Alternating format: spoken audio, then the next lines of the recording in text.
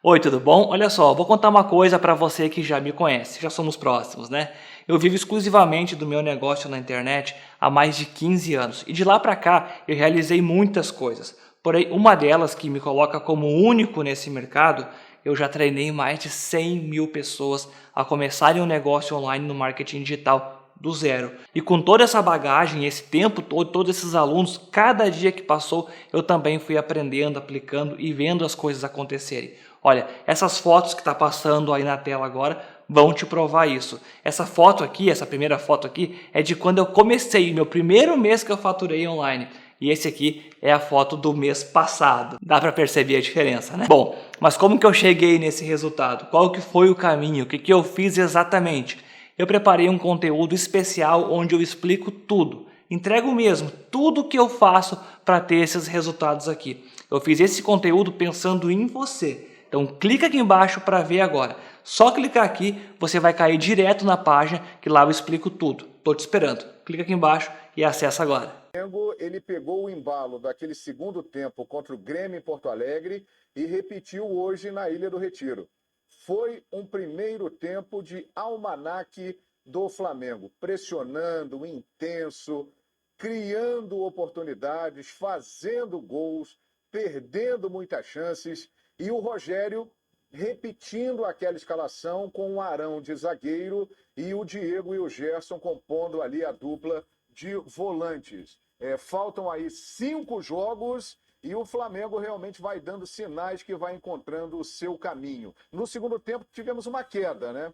Porque o Gerson acabou saindo, o Rogério já pensando no clássico de quinta-feira contra o Vasco, e o Diego, visivelmente, ele tem um declínio físico no segundo tempo. Ele não aguenta a intensidade total do jogo. Então acabou criando espaços e o Sport se soltou um pouco mais e melhorou no jogo. Mas o Flamengo conseguiu uma grande vitória, incontestável, e segue na perseguição ao líder internacional. Paulo Andrade. Então aí, ó, você viu, jogos restantes são 5 para cada um dos 3 principais postulantes ao título, 5 jogos restantes, ficou ali na sua tela a sequência de cada um para que você pudesse fazer a sua análise, imaginando o que será desta reta final de Campeonato Brasileiro. Emocionante pelo jeito, com toda certeza será. É ou não é, Vitor Birner? Olá! Tudo bem, Paulo? Boa noite a você, boa noite aos colegas, aos fãs do esporte. Ainda estou rindo da nossa conversa pré-abertura do Linha de Passe. Bom, foi um vareio, né? O baile do Flamengo, o jogo que o Flamengo conseguiu fazer valer com muita tranquilidade a sua superioridade técnica. O melhor coletivamente também, o João já chamou a atenção. O Flamengo forçando alguns erros do esporte muito mal. Entregando algumas bolas por conta da marcação do Flamengo, outras simplesmente por erros de passes tolos, né? Como por exemplo no segundo gol, o erro do Patrick. Flamengo que ainda não consegue impor a velocidade que pode, mas que já consegue tornar o jogo bem desconfortável para o adversário. E o Bruno Henrique jogando mais próximo do Gabigol, quer dizer, discretamente, ainda com algumas diferenças de escalação e até principalmente de velocidade de movimentação, o Flamengo já se aproxima mais àquele que atuava com o Jorge Jesus, quando a gente fala de algumas decisões do treinador. É óbvio que continua candidato ao título, aqui no Linha de Passe nunca foi retirado, flamenguista e os torcedores de outros clubes que nos assistem sabem disso. Tem uma tabela difícil, mas tem o melhor elenco do país. Não entrará em campo contra nenhuma equipe que tem mais jogadores que ele, Flamengo. E acho que para tornar essa briga mais interessante, ela precisa ficar bem desconfortável para o Inter.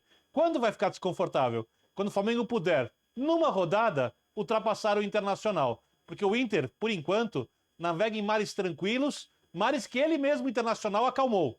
Mérito do Inter. Mas é óbvio que o Flamengo pode mudar essa situação. E claro, quando sai o gol logo no começo, né, Paulo Calçade? Aí o Flamengo dita o ritmo do jogo, joga do jeito que quer. E o Sport me parece ter escolhido muito mal a sua estratégia. O Jair Ventura se expôs demais no primeiro tempo, cometeu muitos erros defensivos, principalmente, e o Flamengo deitou e rolou. Repito, fez 2-0 no primeiro tempo, mas pelas oportunidades que criou, poderia ter virado vencendo tranquilamente por 4 ou 5-0. Boa noite, Paulo. Olá, olá Paulo, olá companheiros, boa noite, olá para você que nos acompanha aqui no Linha de Passe. Restando 5 rodadas, tem 15 pontos em disputa. Agora o que a gente vai ver são finais. São finais, não é um jargão besta, né? É verdade, né? São finais e assim as equipes tratam esses jogos. Então, cada jogo ele é diferente do outro e o que pode fazer prevalecer é o melhor futebol nesse momento. Evoluções nesta ponta de tabela, acho mais difícil. O Flamengo teve um ótimo primeiro tempo, o segundo tempo eu não gostei, e eu vou dizer por quê. O placar é incontestável, o primeiro tempo de uma agressividade, aquela perfeita para o futebol, recuperação de bola, né, marcação, pressão, toma a bola do adversário, leva o adversário ao erro, aí perfeito. E a gente tem a tela dos confrontos. A vantagem do Flamengo já não é mais, não está se tornando mais uma vantagem enfrentar o São Paulo, mas é um adversário difícil porque o São Paulo despencou. Mas na configuração anterior de classificação, com o São Paulo ainda na disputa pelo título, o Flamengo tinha o Inter, o São Paulo, dois rivais diretos na conquista, na busca pelo título. Isso era muito interessante, porque o jogo pode se decidir ali. Então, está a 4 pontos do líder, mas enfrenta o líder. Opa, essa é uma diferença que pode cair drasticamente.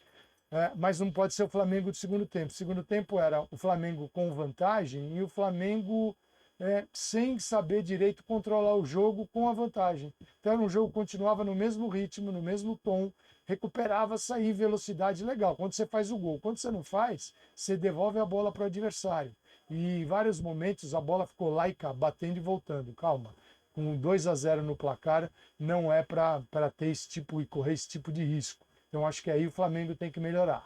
O Flamengo tem que desenvolver. Porque pega adversários chatos aqui. Né? Pega bem chatos. Pega o Red Bull Bragantino, que é uma boa equipe, comandada pelo Barbieri. Pega o Corinthians, que não é um grande time, está caindo, mas tem ali interesses de interromper a trajetória do Flamengo. Tem Inter, tem São Paulo. Não é fácil. A trajetória do Flamengo não é assim tão simples. Mas ele tem a possibilidade, sim, de ser campeão, como tem o Inter, que é o maior de todos nesse quesito agora. Mas o jogo pode melhorar? Pode melhorar. É um campeonato de estabilidades? Não, são estabilidades momentâneas. A maior agora é a do Internacional. Você sabe que eu me conheço por torcedor de futebol, por admirador de futebol. Desde 1986, 87, eu tinha ali 6, 7 anos. E a primeira grande decisão da minha vida, como garotinho ali, que eu me lembro como torcedor, como admirador de futebol, foi Flamengo e Internacional. 1-0, gol do Bebeto em cima do Tafarel. Eram duas grandes equipes, principalmente o Flamengo, naquela decisão da Copa União em 1987. Não vai ser bem a mesma coisa, né, Léo? Mas tem tudo para ser um jogo daqueles, esse na penúltima rodada entre Flamengo e Internacional. Boa noite, Léo. Tudo bem, Paulo? Boa noite para você, boa noite para os companheiros. E naquele ano tinha o Atlético, que tinha ganhado os 2 turnos antes de perder a semifinal para o Flamengo, né? Que é o terceiro ator aí dessa briga.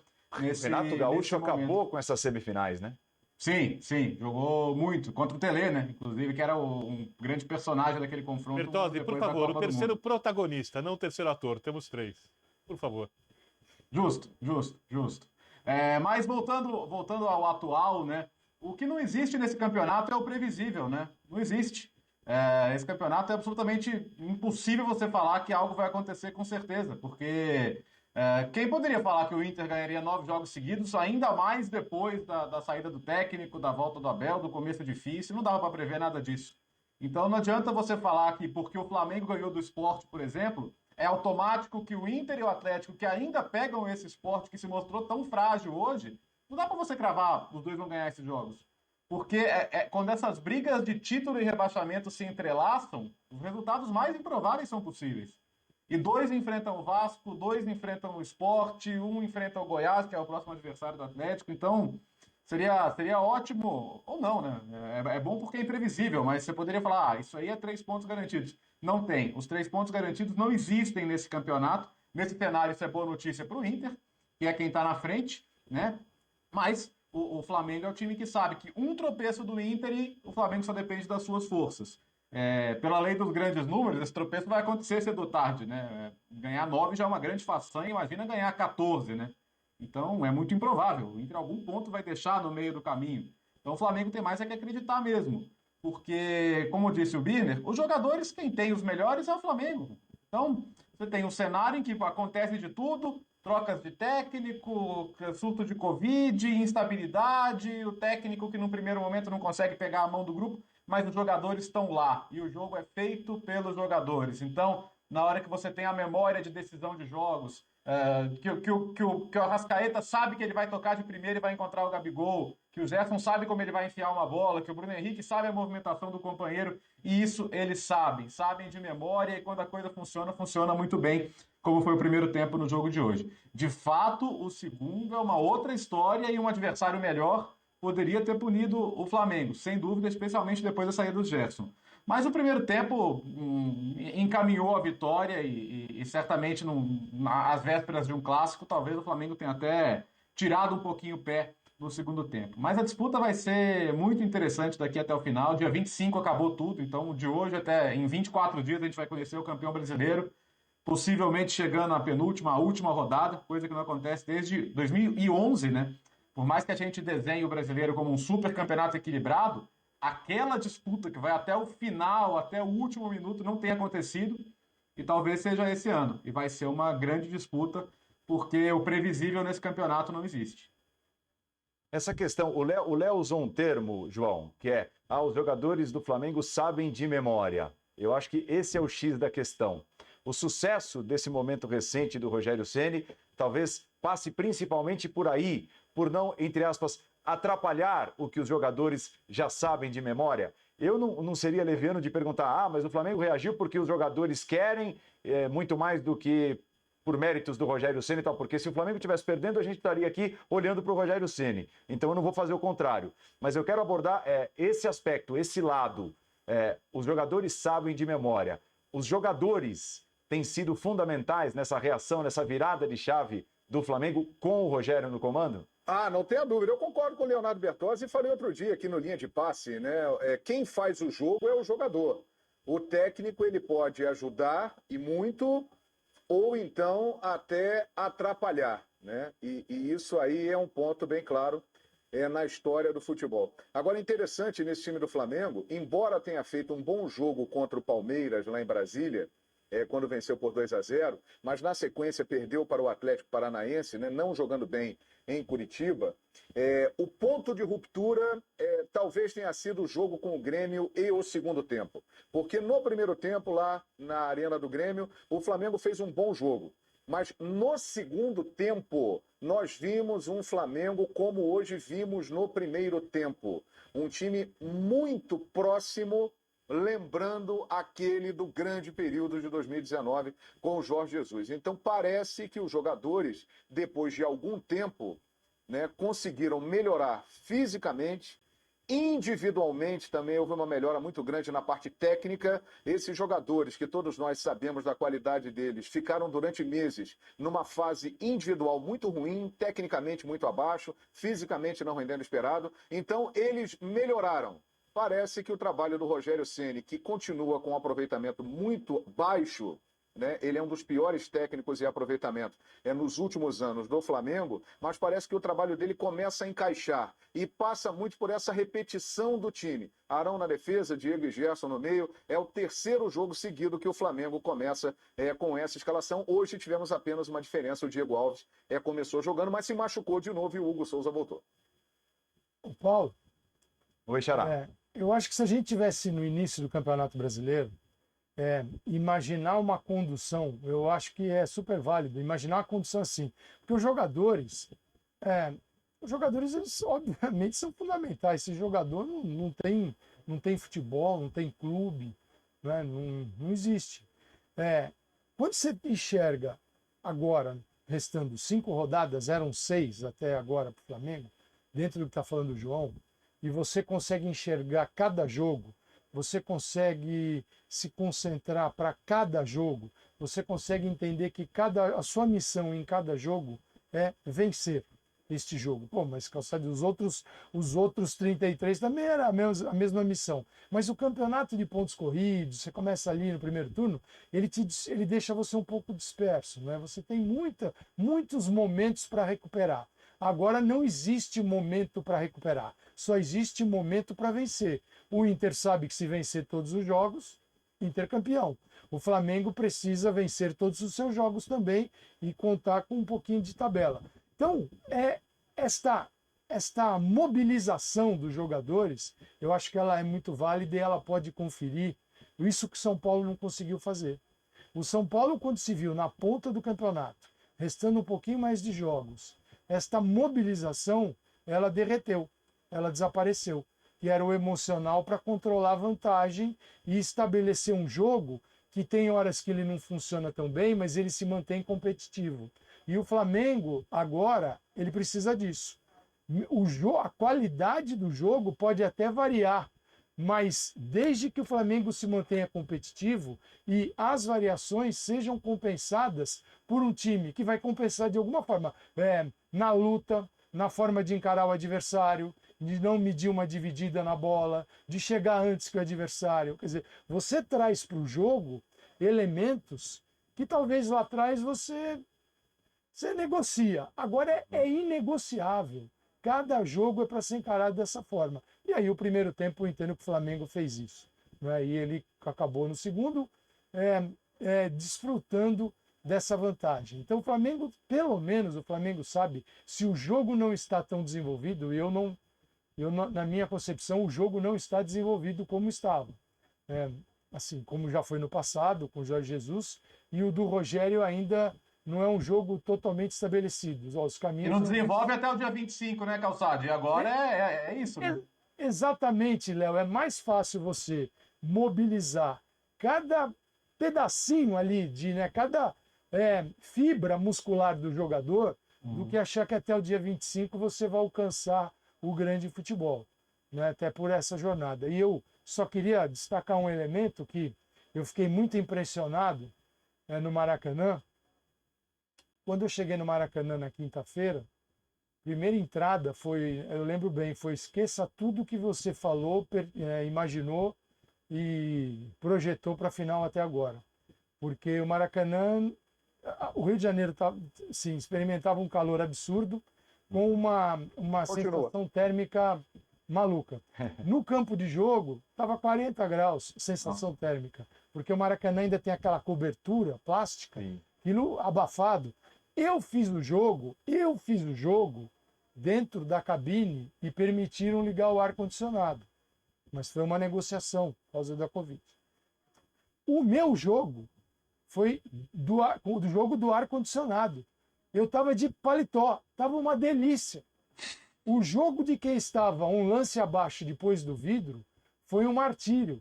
Então, a minha forma de comentar o jogo e de enxergá-lo era totalmente diferente daqueles companheiros que estavam lá embaixo, transpirando e pingando, você entendeu? Eles estavam percebendo o que era o jogo daqueles jogadores. E hoje, no Recife, estava, até olhei agora, 29 a sensação térmica. Digo, nesses confrontos, jogo em cima de jogo, às vezes a coisa não sai como a gente imagina. Então, é bom ficar esperto, porque está terrível. No ar-condicionado, a vida é uma maravilha. Ô, Paulo, Só para lembrar que o Inter precisa de 4 vitórias, não 4 de vitórias. 5, se os adversários ganharem todos os jogos, inclusive o Flamengo do Inter. Exato. Exato. Agora, em cima disso que o Calçade está falando, e nessa análise que eu vou fazer, entra também o fato do calor, né? Porque entra a parte física, e hoje o declínio no segundo tempo do Flamengo, o Bertozzi já falou sobre isso rapidamente, e o Calçade também, no meu entender, passa muito pela saída do Gerson e pela queda de rendimento físico do Diego. Acho que isso pode ser um problema para o Flamengo nessa reta final, e o Rogério tem que dar um jeito de arrumar isso. Por quê? O Gerson, a gente sabe há muito tempo, desde que ele chegou, que é fundamental na engrenagem do time do Flamengo. E o Diego está jogando muito bem ao lado do Gerson. Ele se encaixou muito bem ali naquela função, né? Depois que ele entrou, o time conseguiu essa retomada. Agora, o Diego não aguenta o jogo todo. O declínio físico dele no segundo tempo é evidente. E em alguns jogos, inclusive me lembro contra o Palmeiras, lá em Brasília, quando aconteceu esse declínio físico do Diego, o Palmeiras cresceu no jogo. Então é um ponto que o Flamengo tem que observar nessa reta final de campeonato e nesses compromissos difíceis que ele terá pela frente. Explorar o Diego até onde ele conseguir e depois conseguir arrumar esse meio-campo para não dar tanto espaço para o adversário no segundo tempo. Agora, dificuldade física à parte, né, Vitor Birner? O Diego, quando se sente bem fisicamente, é impressionante. Eu acho que o torcedor do Flamengo... mas o Flamengo foi campeão brasileiro, né? 2020 e 2021.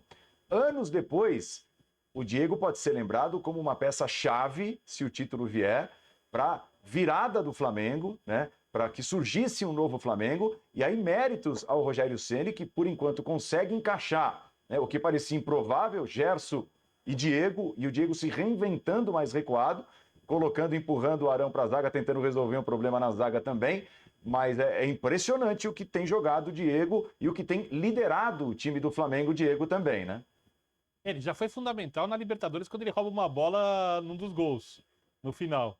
E isso está marcado na história dele no Flamengo. Eu acho que a função...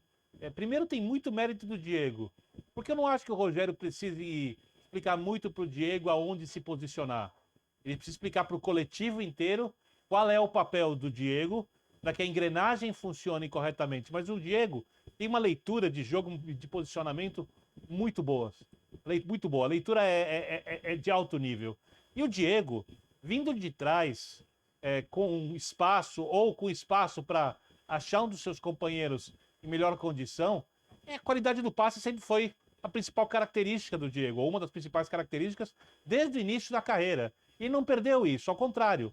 Com o tempo, ele ganha frieza, ganha inteligência, o corpo responde menos, mas a cabeça fala melhor, explica melhor para o Diego o que ele deve fazer com os pés. E ele tem na frente o melhor quarteto, o melhor quinteto, como você quiser, de jogadores de futebol brasileiro.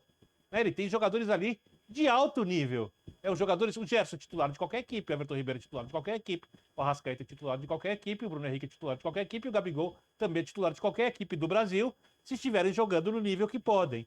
Então, a função do Diego, a partir do momento que o time se adapta ao Diego e ele entendendo o papel dele, ela é facilitada. E o Diego cresce, porque de todos os jogadores desses 6 atletas que eu citei, os 5 mais o Diego, o que tem mais liberdade para achar um passe, pelo menos por enquanto, ou até os adversários não descobrirem isso, ou acharem uma maneira de marcar o Diego, para tentar evitar que essa bola chegue mais redonda aos jogadores da frente, ele tem que marcar o Diego e também o Gerson, é a mais fácil por enquanto de todas. E ele está sabendo aproveitar isso com maestria. E só vai funcionar, né, Birner, assim, se o time tiver o que teve no primeiro tempo, que é a capacidade de roubar a bola na frente.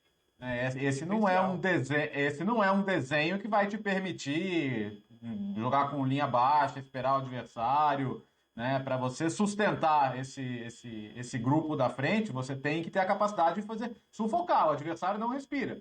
Porque aí você vai estar muito tempo com a bola no pé, você vai estar muito tempo com a bola perto do gol, e isso foi o que mais funcionou. E concordando com tudo que é dito sobre o Diego, é impressionante como é um time com o Gerson e outro sem ele. Não é problema nenhum, porque isso diz muito sobre o Gerson, até mais do que sobre o time, mas o nível que o Gerson está mantendo, desde que voltou ao Brasil para jogar no Flamengo, né? É uma coisa impressionante. Realmente, eu quero não acreditar que ainda se fale em represália de CBF por causa da história de seleção sub-23, que seria um crime gigantesco. Eles dizem, mas eu vou ter que acreditar, né? Porque é um jogador que realmente tem um perfil muito interessante porque a seleção brasileira precisa. E, Né? Léo, ele é dos jogadores do meio campo para frente o mais completo.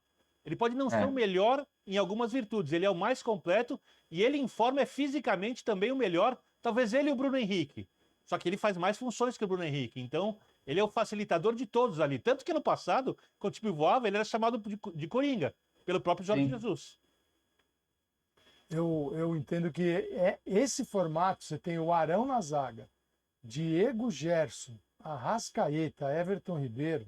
Estou falando assim de jogadores que têm muita qualidade e alguns até aí talvez até falte para exercer a função onde eles estão hoje. Como o Arão, zagueiro, como o Diego numa situação e o Gerson, que eu não estou aqui compartimentando o futebol, né? Eu não vejo o futebol assim. Você marca, você joga. O time tem que ter os que marcam e os que jogam. O ideal de futebol, e ele está presente no mundo todo, são aqueles que conseguem marcar e jogar. Não existe ou você tem uma coisa ou outra. Né? Isso não existe. Né? Isso é uma coisa que o futebol brasileiro acreditou e ainda acredita. Muita gente acredita. E ali você tem que botar um poste ou um segurança na frente da defesa distribuindo voadoras, que aí o time está protegido. Não, aí o time está, na verdade, aflito, porque o que vai ter de falta ali para o adversário cobrar. Mas um time com estes jogadores que eu citei, que é quase uma linha, né? Arão, Diego, Gerson, Arrascaeta, Everton Ribeiro, quer dizer, ele tem uma coluna técnica fantástica, ele precisa de uma solidariedade de 110%. Ô, Paulo, O Léo falou em uma marcação lá na frente. perdão. Desculpa, Calçade. Então, de recuperar a bola, porque é o seguinte, se eu, jogador de frente, eu Gabigol, eu, Bruno Henrique, Everton Ribeiro, Arrascaeta, achar que meus volantes vão dar conta, não vão dar conta. É porque nós temos que entender que existe ali uma adaptação que é bem possível, que pode funcionar, desde que todos os outros trabalhem por ela. Se eles entenderem o futebol, agora o Diego é volante, e o Diego que nós estamos discutindo, que tem fisicamente limites, e ele tiver que ficar ali, coitado, para cá, para lá, tudo. O Diego vai dar carrinho, não é isso, não é esse o volante. Então, Flamengo solidário dá para jogar, mas eu não sei se é todo jogo para jogar assim. Por exemplo, contra o Internacional, eu quero ver. Ô, Paulo, informações importantes aqui. O Diego Alves, ele saiu com dores no músculo anterior da coxa. Será reavaliado amanhã. É dúvida para o jogo de quinta-feira contra o Vasco. E o Gerson, né? Por que o Gerson saiu? Ele sofreu uma entorse no pé direito. E amanhã também será reavaliado para saber se terá condições de jogar quinta-feira contra o Vasco da Gama. Então, por isso, a saída do Gerson, que é um ponto que nós estamos analisando bastante aqui no Linha de Passe. E justiça seja feita, até porque eu fui um dos que falei bastante sobre o tema aqui no Linha, viu, Paulo Andrade? O Everton Ribeiro melhorou, hein? Está longe de ser aquele Everton Ribeiro que a gente conhece. Mas contra o Grêmio e hoje contra o Sport, o Everton Ribeiro teve uma atuação no nível superior a que ele vinha apresentando e já conseguiu ajudar mais a equipe. Agora, sem o Gerson, né, Birner? Aí fica um grande ponto de interrogação para o clássico da quinta-feira, né? O que fazer? O que o Rogério pode fazer? Em tese, o feijão com arroz, devolver o William Arão para o meio de campo e botar o Diego com um pouco mais de liberdade até do que tem quando está lado a lado com o Gerson e botar um zagueiro, né, lá atrás. Hoje, por exemplo, tinha o Léo Pereira e jovens no banco de reservas, que são opções. Ou então o PP, que participou, por exemplo, de todo o segundo tempo hoje, logo de cara como titular, como companheiro do Diego, para não mexer na zaga, mantendo lá o William Arão. Aí é uma bela dúvida que pinta para o Rogério, se não puder contar na quinta-feira com o Gerson. Uma vantagem que o Rogério tem nesse jogo, além da qualidade do time, óbvio que o clássico pesa muito, a camisa, mais fatores envolvidos, o Vasco lutando pela permanência na primeira divisão, mas também ia adorar estragar a possibilidade do Flamengo ser campeão brasileiro, é que o Vasco é muito previsível. O Luxemburgo não vai mandar o time para cima do Flamengo. O Luxemburgo vai jogar fechado, explorando o contra-ataque. E o Flamengo tem que matar essa saída de bola. E o risco para o Flamengo é que o Vasco, talvez, eu acho, nem vai tentar fazer a saída de bola. Vai fazer muitos passes longos. E aí, com uma marcação bem alta, você faz com que esses passes virem chutões. E chutões facilitam para a defesa do Flamengo. Isso diz que o ideal é você tentar não mexer na dupla de zaga. Porque o Arão, se ele pode ter algum problema no senso de cobertura, no posicionamento, ele por cima vai bem. E o Flamengo tem enfrentado, muitas vezes, dificuldade nas jogadas aéreas. Ele tem que evitar que o Vasco chegue pelos lados para fazer essas jogadas. O Flamengo continua sendo pouco testado, porque nenhuma das equipes que o Flamengo enfrentou conseguiu fazer isso com essa dupla de zaga repetidamente. a gente saber se ela funciona, mas nessa bola vindo diretamente da defesa para a zaga do Flamengo, o William Arão me parece um jogador eficaz. Aí o Rogério tem que escolher, na minha opinião, um outro jogador de meio de campo, e aí para mim tem que ser um jogador com mais marcação, e pedir para o Diego fazer a função do Gerson. Eu não entraria com o PP, porque o Diego sabe fazer a função do Gerson, ele está muito bem adaptado a isso, e aí o Flamengo pode passar a ter de fato um volante, ou algum jogador que faça a função de volante. O Flamengo não joga com volantes, ou joga com 2 segundos volantes, como quiserem dizer. O Gerson é, entre aspas, um volante, porque o Flamengo é pouco atacado. Os times ficam pouco a bola no campo de frente. Quando ficam, acontece aquilo que o Calçade disse no segundo tempo. O jogo do Flamengo cai. E o Vasco não é um time que tem competência para ficar o tempo inteiro, passar muito tempo do jogo com a bola no campo de ataque, a não ser que o Flamengo jogue mal. Então acho que esse é um jogo para ele não modificar o desenho, só que usar o Diego no lugar do Gerson, e aí escolher algum outro atleta que ele acha que se adapte melhor, na semana de treino ele vê, para fazer a função do primeiro volante ou de um outro segundo volante, mas aí com o Diego tendo mais liberdade para chegar à frente. Vamos mudar de tema. Fernando Diniz, você segue participando, linha de... Oi, tudo bom? Olha só, vou contar uma coisa para você que já me conhece, já somos próximos, né? Eu vivo exclusivamente do meu negócio na internet há mais de 15 anos e de lá para cá eu realizei muitas coisas. Porém, uma delas que me coloca como único nesse mercado, eu já treinei mais de 100 mil pessoas a começarem um negócio online no marketing digital do zero. E com toda essa bagagem, esse tempo todo, todos esses alunos, cada dia que passou, eu também fui aprendendo, aplicando e vendo as coisas acontecerem. Olha, essas fotos que está passando aí na tela agora vão te provar isso. Essa foto aqui, essa primeira foto aqui, é de quando eu comecei, meu primeiro mês que eu faturei online. E esse aqui é a foto do mês passado. Dá para perceber a diferença, né? Bom, mas como que eu cheguei nesse resultado? Qual que foi o caminho? O que eu fiz exatamente? Eu preparei um conteúdo especial onde eu explico tudo. Entrego mesmo tudo que eu faço para ter esses resultados aqui. Eu fiz esse conteúdo pensando em você. Então clica aqui embaixo para ver agora. Só clicar aqui, você vai cair direto na página que lá eu explico tudo. Estou te esperando. Clica aqui embaixo e acessa agora.